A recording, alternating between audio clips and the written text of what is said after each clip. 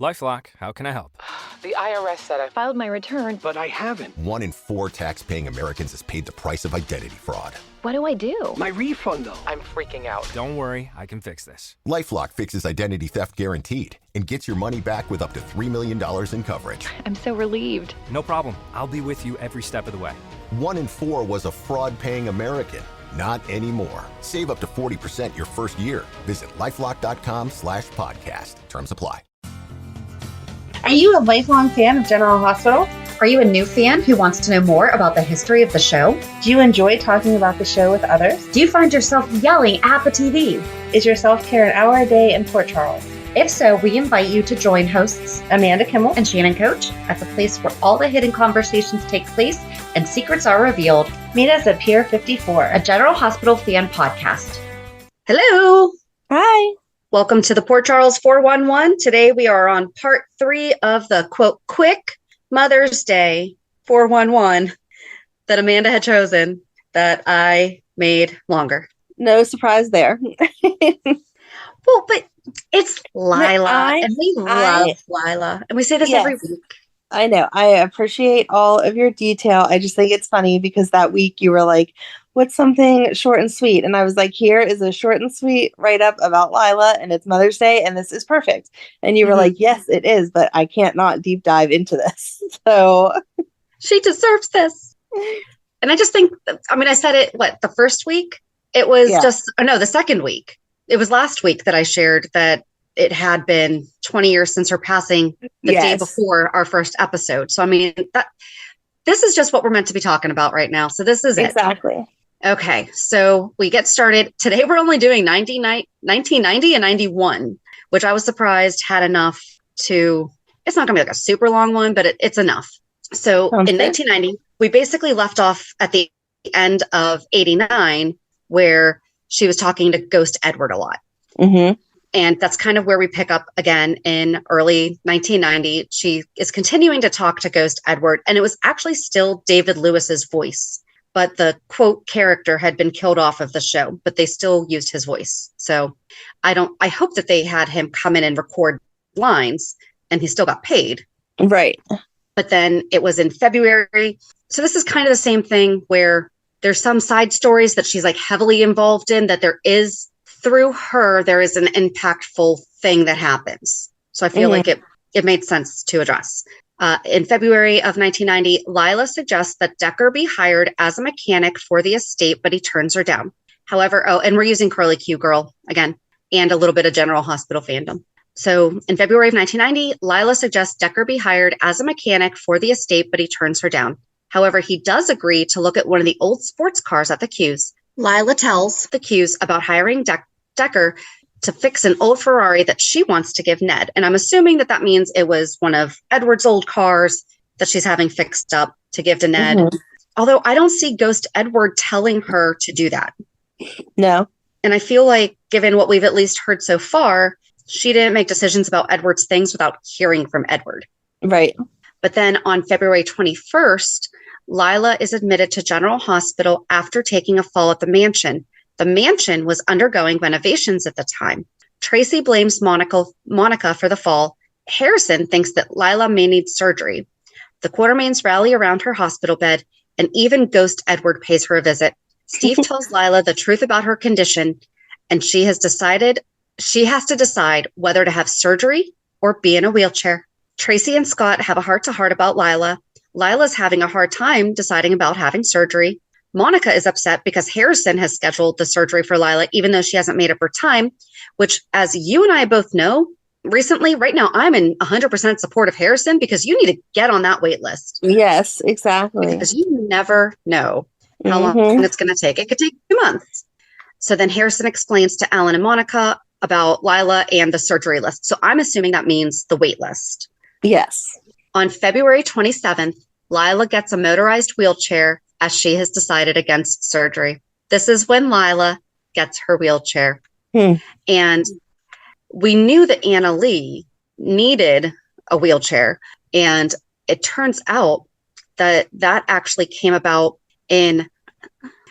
so she was cast on General Hospital the late 70s, so 78, 79. Okay. According to Variety.com, She was, according to Variety.com, she was paralyzed from the waist down in a car accident just 1 year after she began playing Lila Quartermaine on ABC's General Hospital. Lee acted in the wheelchair for more than 2 decades until she left the soap. And it says last year. So this was written right after she passed, because there was also the big controversy where they took her off contract in 2003. Right. So she had been paralyzed most of the time that we saw Lila.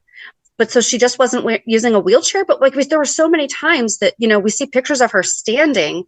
Right. And we weren't really watching then. And I really haven't gone back to notice, did she just not move? Did they just have her standing and minimal movement? Because I don't think maybe her like walking around. I mean, that would make sense. Kind of like what they do with Monica whenever we get her for like that last scene. Mm-hmm. She was sitting at the desk and not doing anything. Yeah, but I think that's amazing that she was able to be paralyzed from the waist down for almost a decade. That's crazy. Before the actress needed to rely on using a wheelchair. And I love the fact that they wrote that into her story, because I actually wonder if that has to do with her personal story. I wonder, was she given the option of surgery or a wheelchair? And is that what she made? Right. But I could not find that information. So if you happen to know this, will you please write in and let us know? Mm-hmm. And then April of 1990, Monica tells Lila that she can stay in the mansion, but Tracy's out. So this was, I think we've talked about it the past couple of weeks. This is when Monica and Alan were on the outs, and he was like having his fling with Lucy and everything. Right. And then August 6th, Ghost Edward pays Lila a visit. And December 18th, it says Lila is getting the mansion for Christmas. And I put a question mark, because what the heck does that mean? Because Monica did not give Lila the mansion. Maybe she means that remember how they have all those arguments about who is going to decorate what for Christmas time? Maybe it means that she like got the magic ticket, that it's her decoration style this year. Okay. That makes sense. So, all right, on to 1991. In January, Lucy tells Lila she will do nothing to jeopardize the newest Q heir. Alan comes in and says the trust fund papers are ready and he needs Lila to sign them later. Lila says she must talk to Alan in private today. Lila tells Tracy she didn't want to tell Lucy about the stock shares she is transferring to Tracy. Tracy tries to get Lila to hold off signing the trust fund papers. Lucy is trying to hurry her up, and Lila signs them. January 22nd, Lila calls a family meeting. She tells Alan that Tracy somehow was left with no ELQ shares, and that is not what Edward would have wanted.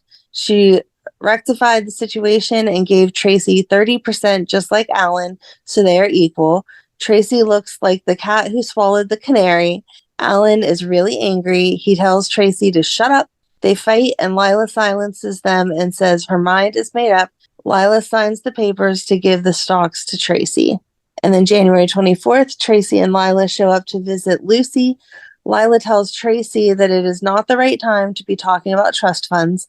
Lila tells Lucy she is sending her on a 6-week cruise to recover and give her and Alan some space. They leave. And then on the 29th, Lila is wheeled in as Lucy is wheeled out of the hospital. They collide. Lila tells the doctor she will make sure Lucy has nothing but smooth sailing ahead of her. Lila tells Lucy she made all the arrangements for Lucy to be gone for 6 weeks. She tells her not to Mother Quartermaine again. Lila tells her whatever she has done for Alan, not for her.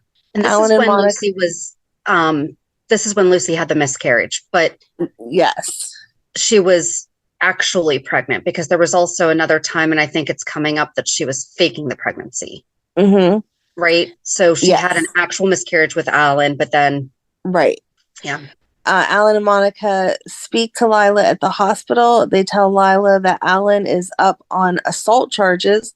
Lila says it might be a mistake as she paid Lucy to go on vacation for 6 weeks.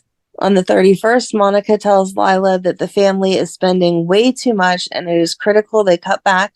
Lila says Edward would call a family meeting and read everyone the riot act. Monica takes her advice and says she will call a meeting. Monica comes into the gatehouse. She tells the cues that there is no free lunch anymore. They all have to cut back. Tracy snarks back, they should have a telethon. Okay. And then we talk about telethons to raise funds for charities all the time. I don't think we mean just for one family, Tracy, but okay. Right, exactly. Like you losing your millions. Right. Can Is someone have a not reason. telethon for me? Because I'm broke. Ashton wants to know why Well, they isn't should that what live. GoFundMe is now, basically, though? Yeah, basically, I don't feel like I have enough friends, no matter what story. Like, there are legitimate GoFundMes that I absolutely feel like people should donate if they can. But then I see other ones that are just seem like an everyday life sob story. Like, I mismanaged my money, help, I'm broke. And I think I do not have enough friends that would feel bad for me and send me money. They would be like, yeah, everyone does that. Like, figure it out. Right. So the biggest story that we can take away from GoFundMe, though, is get life insurance. Yes. Yes. Looking at you. Yes, I know you are. But out it's of funny love. Out of love, I know. absolutely am. I know. So I think it's funny that Tracy's like, yeah, telephone for me.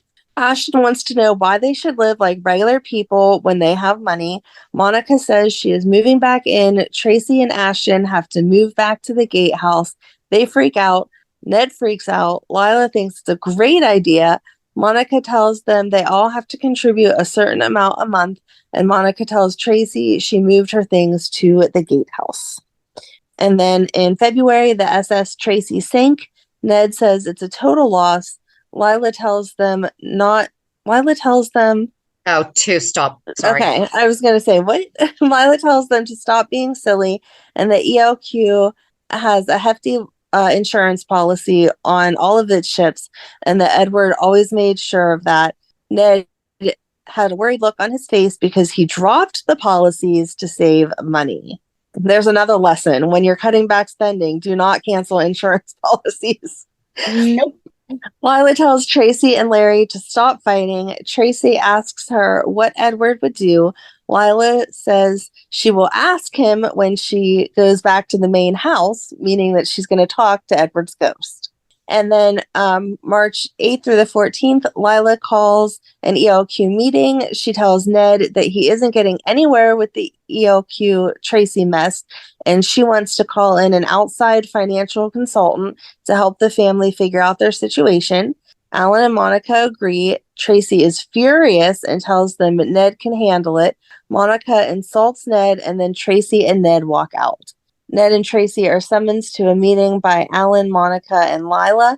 They basically tell Ned he is a liar and that he refused to even consider Bill Eckerd's plan. They want someone from the outside to come in and run things. Lila tells him he doesn't know what he is doing and that he is no longer running the company, and a fight breaks out. Alan and Monica are in the den talking about how broke ELQ is and how they are so glad to have day jobs. Lila comes in and tells them that Edward used to say, if you're not an expert, get an expert. She goes to make a phone call and tells Alan and Monica to write an apology letter to the Port Authority. I guess that's who would have jurisdiction over the fact that the boat sank. I think that's what she's getting at. Right. I guess that makes sense.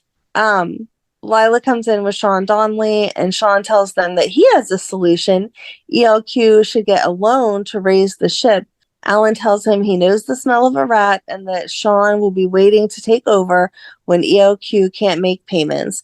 Monica asks Alan to put his anger aside and listen. Sean says he will find someone willing to back ELQ. Lucy shows up at the mansion. She refuses to leave until she sees Lila. Lila enters and Lucy wants to talk with her alone. Lucy thanks Lila for the cruise and that she thinks she and Alan are meant to be together.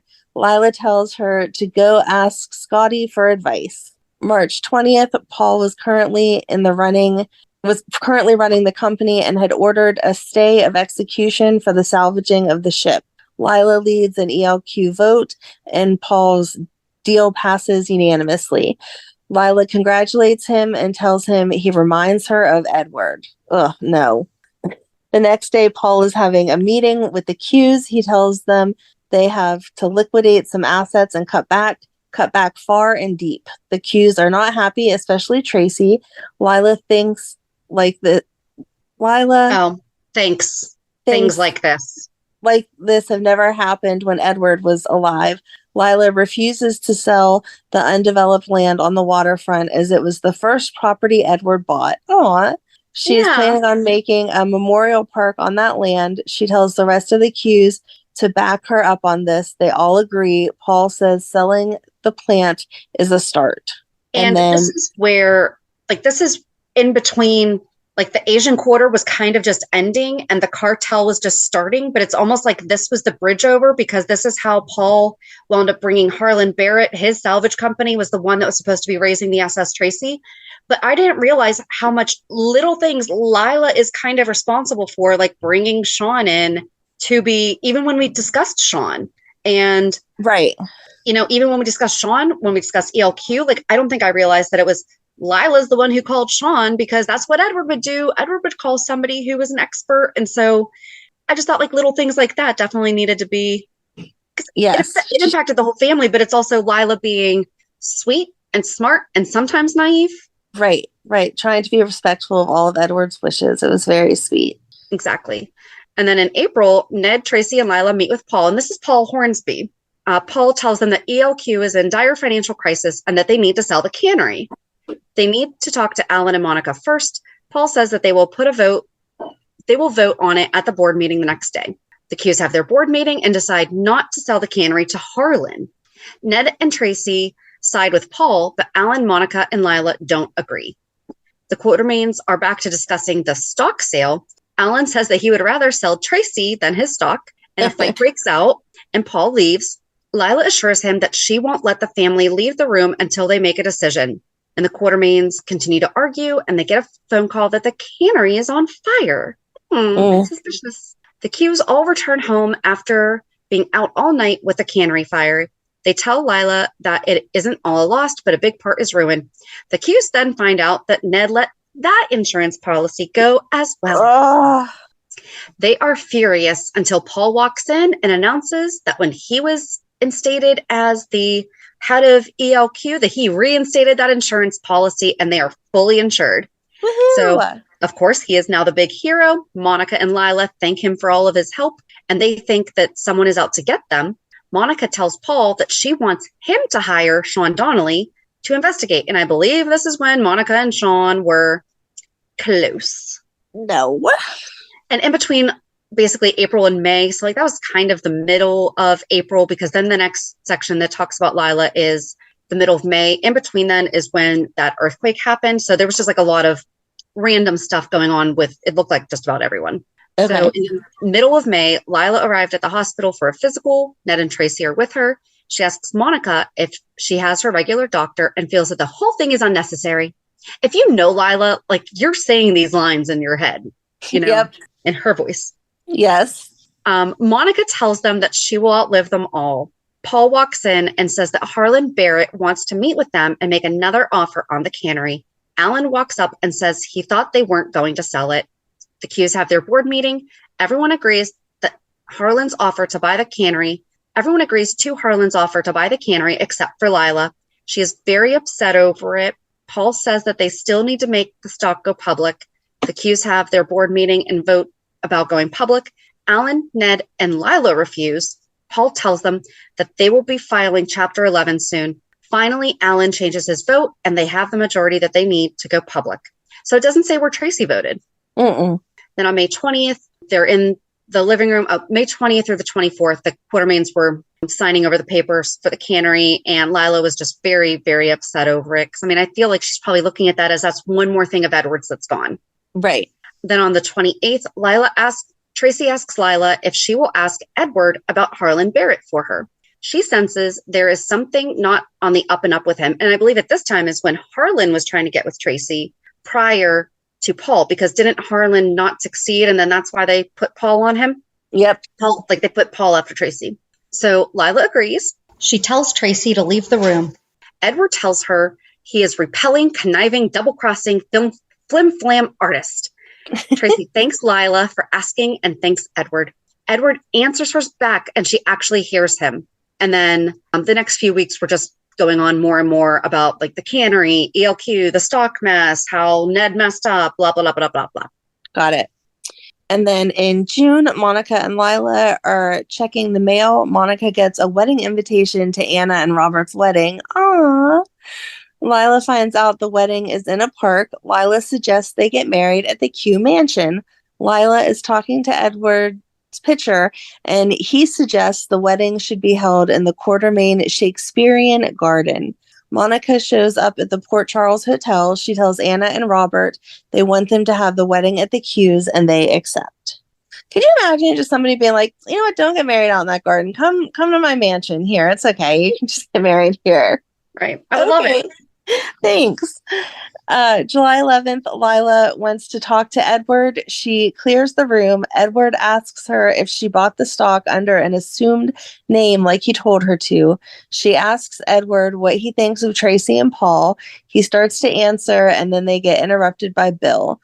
Lila apologizes to Bill for Tracy's cracks about him being a baker's son. She introduces Bill to Edward's picture. The following week, Tracy notices a picture has fallen off the wall and runs to find Lila and find out what it means. Tracy asks Lila about the broken frame on the painting. Ned comes in and is laughing at her. Tracy begs Lila to talk to Edward for her. Lila agrees, but not until she has had her breakfast. Tracy has a fit and tells Ned to shut up because he is laughing at her. Tracy calls a family meeting. She tells them about the letter she found from Edward to R.S. Lila asks them all to leave the room so she can ask Edward about it. He tells her it is for Robert Scorpio. Lila decides the only person to open that letter will be Robert, and she will not hold it until Robert she will hold it until Robert returns. And then July 17th through 22nd, Tracy sneaks into the den and picks the lock on the desk drawer to find the letter written to Robert Scorpio from Edward. Lila catches her and demands she give her the letter.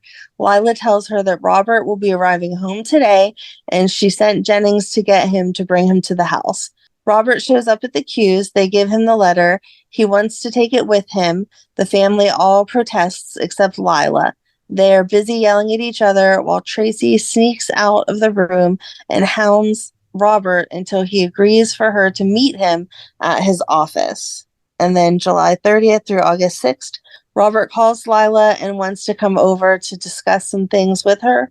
Robert tells Lila about Edward's murder. Lila is upset and wants to be alone. Lila tries to contact Edward's ghost, but he isn't there. She tells Alan and Tracy that it proves he was a hero. They have a scene where both Alan and Tracy and Lila talk about missing Edward. Alan urges her to let Robert handle it. And in September, Lila talks to Alan and AJ. Alan wants to explain to him about his inheritance. Lila tells him that inheritance is like sex. You should learn about it from your parents. She tells him to talk to him about his responsibilities. Lila then talks to Edward's picture, saying she knows what she has to do now. The following day, Lila calls Ned and AJ and Jennings to a family meeting. Lila tells them she wants them to receive their inheritance from her early next year. There is a condition. They will have to carry out their lives without any scandal. So this is September. She's literally asking them to wait 3-4 months. Hold it, September 17th. She's asking them to wait 3.5 months before they have a scandal. Yep. Right. Oh, and I couldn't find what it meant when he said, when Edward said, did you buy the stocks, like under an assumed name? I really wish I could have found more information about this ghost Edward and Lila's relationship, because I feel like there's so much that just didn't come up. I'm assuming that meant that he told her to buy ELQ stocks under an assumed name, but I could be totally off base. Beginning of October, it was just basically all about planning Tracy's wedding.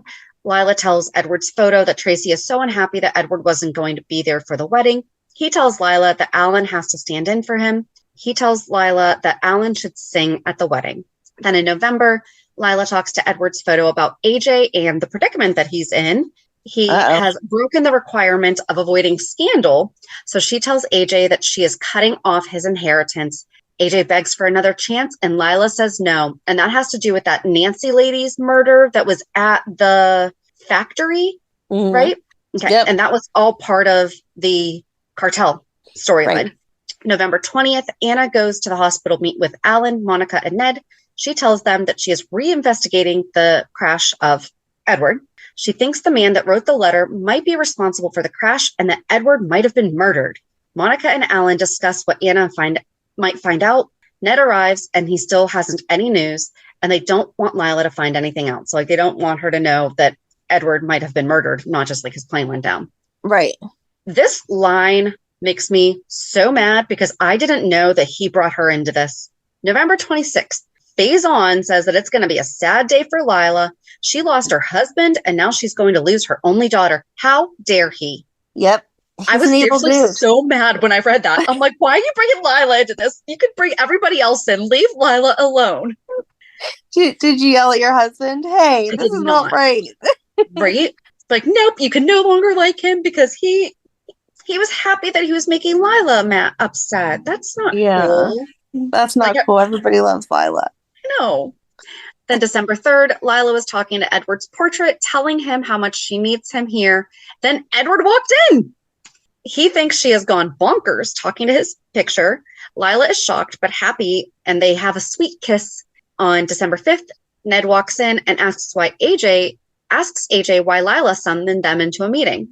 Alan and Monica arrive. Tracy walks in with great news that Paul is coming home today. Oh yeah, that's who she was marrying. Ugh. And Lila comes in and says Edward is alive. They all think she is nuts. Lila fills in the Quartermaine family on what happened to Edward. They're all a bit skeptical. Then they ask if anyone has seen Edward, and Lila says that she has. They doubt her, and then Edward walks in. Tracy rushes to him, and they all celebrate. Edward says the one thing that kept him going was a good martini. Not Lila, a good martini. Of course not. Which, if I remember correctly, didn't Robert find him at a bar? That sounds right, but I wouldn't swear to it. Okay. I feel like that was it. Anyway, that Christmas, the Quartermaines were in their living room. Lila was telling the families how each ornament was special. Tracy says that they are all from Lila's trips around the world. I would love if they brought that back. Like if they brought that conversation in as they're decorating. Yes. Oh, that would be so cute to explain to the grandkids that Lila got this one here, Lila got that one here. That would be so sweet. Yeah. And then, so they all comment on how nice it is to have Edward back. Then still around Christmas time, Edward and Lila were having coffee talking about their wonderful Christmas. Lila says that they are decorating again for a new party. Edward tells her he has been gone for a long time, but the leopard never changes its spots. Tracy comes in and says, "What spots?" Lila says she will be happy to host an engagement party for Ned and Jenny. Tracy says, "No way." And Edward tells Lila that she owes him $5, which he wound up having to give back. So I think it was, he knew that Lila was going to wind up doing this party. Mm-hmm. And that Tracy was like going to flip out. That's what I'm guessing. Right. So then on New Year's Eve, Edward tells Lila she has never looked lovelier. The Qs leave for their respective parties just as Paul returns home. He tells Edward he knows that he expedited his meeting with the EPA so that he would have to come home. Edward tells him he gives him too much credit, but that he hopes he has a special New Year's Eve with his wife, just like he's going to have with Lila. They were seriously so cute. I know, and I couldn't go past that. I know that this is another short one, but that was just like, it was a good stopping point for New Year's and him talking about he loves Lila. Yes. So we've done so many of these storylines, and I guess I just didn't pick up on, or we didn't capture that information of kind of, she was pretty involved in a lot of it. So. Well, I mean, when Edward was gone, she had to step up. Right, exactly. But like she really, really did. So I don't know. I'm looking forward to next week to see what I guess the two of them get into together. Yes, I love Lila. All right. Well, yeah, join us on Monday as we recap this week's shows. Have a good weekend. And we'll meet you at the pier. Bye. Bye. If you enjoyed today's show, we invite you to go to pier54podcast.com to subscribe on your favorite platform. Don't forget to leave us a review. And you can also follow us on many social media channels. Just search for Pier 54 Podcast. Also, we are not perfect, so if there is something that we missed or messed up, just let us know by emailing us at pier54podcast@gmail.com.